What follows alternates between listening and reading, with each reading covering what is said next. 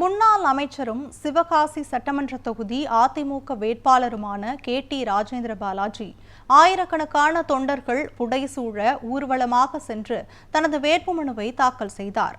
விருதுநகர் மாவட்டம் சிவகாசி சட்டமன்ற தொகுதியில் கடந்த 2011 மற்றும் 2016 சட்டமன்ற தேர்தலில் போட்டியிட்டு வெற்றி பெற்ற KT ராஜேந்திர பாலாஜி 2 முறை அமைச்சராக பதவி வகித்துள்ளார்.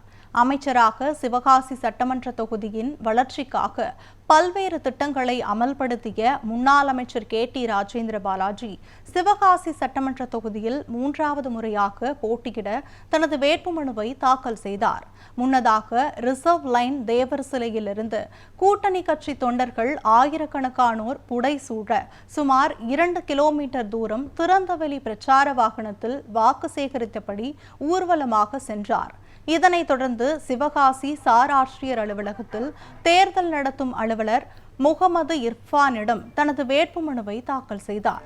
KT ராஜேந்திர பாலாஜி பல்வேறு மக்கள் நல பணிகளில் ஈடுபட்டு வந்ததும், ஏழை எளிய மக்களுக்கு தொடர்ந்து பல்வேறு பொருளாதார உதவிகளை செய்து வந்ததும், இவருக்கு தற்போதைய தேர்தல் களத்தில் மக்களின் ஆதரவு நாளுக்கு நாள் அதிகரித்து வருவதும் குறிப்பிடத்தக்கது.